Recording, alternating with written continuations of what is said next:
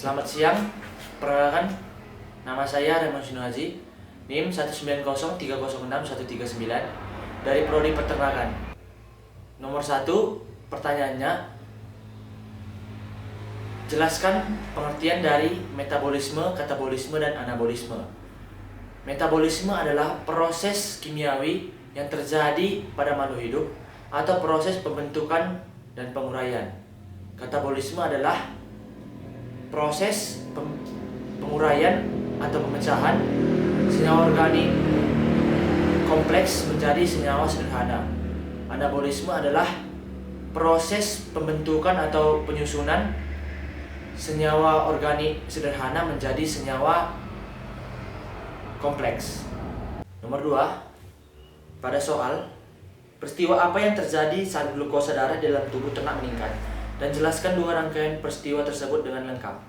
Yang pertama adalah glikolisis. Glikolisis adalah perubahan glukosa menjadi asam piruvat yang menghasilkan ATP dan NADH.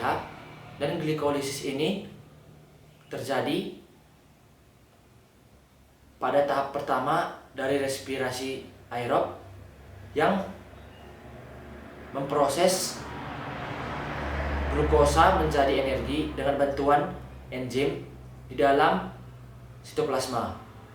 Dan yang kedua adalah glikogenesis. Glikogenesis adalah perubahan glikogen dari glukosa yang menyimpan di dalam otot ataupun hati. Dan glikogenesis terjadi pada kadar glukosa dalam darah tinggi dan terjadi saat sesudah makan. Yang ketiga, jelaskan proses sintesis asam lemak atau lipogenesis. Yang pertama, reaksi dimulai dengan membawa asetil-CoA keluar dari mitokondria melalui toraksitrat, dan biasanya ini menghabiskan 2 molekul ATP, dan pembentukan asetil-CoA sitosol tersebut dirangsang oleh rasio insulin atau glukagon setelah makan karbohidrat. Asetil-CoA sitosol menjadi malonyl-CoA oleh asetil-CoA karbosilase. Enzim ini diaktifkan oleh kenyang, sitrat, dan insulin. Insulin yang tinggi juga mengaktifkan enzim berikutnya pada jalur ini, yaitu kompleks asam lemak sintase. Produk dari jalur ini ialah palmitat. Palmitat dapat diperpanjang dan didesterusi menjadi berbagai asam lemak. Yang kedua, sintesis triasylgliserol. Triasylgliserol pada hepar dan jaringan adiposa dibentuk melalui senyawa antara asam fosfatidat. Pada sel usus, triasylgliserol berasal dari 2 monoasilgliserol. Jaringan adiposa tidak memiliki gliserol kinase sehingga tidak bisa menggunakan gliserol yang dihasilkan oleh LPL. Insulin merangsang pembentukan LPL dan metabolisme glukosa menjadi asam lemak dalam jaringan adiposa.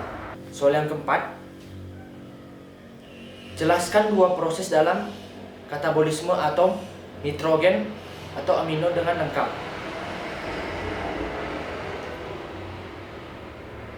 Proses katabolisme asam amino yang melibatkan pemindahan gugus amino dari asam amino yang satu ke asam amino yang lainnya. Pada proses transminasi tidak ada gugus amino yang hilang. Hal ini dikarenakan setiap gugus amino yang lepas diikat oleh senyawa keton. Deaminasi oksidatif, suatu reaksi yang melepaskan gugus amino dari molekul senyawa asam amino. Gugus amino yang terlepas menjadi amonia. Gugus amino dilepaskan menjadi ion amonium NH4, masuk dalam siklus urea di hati, dihasilkan urea dibuang melalui ginjal. Sekian, terima kasih.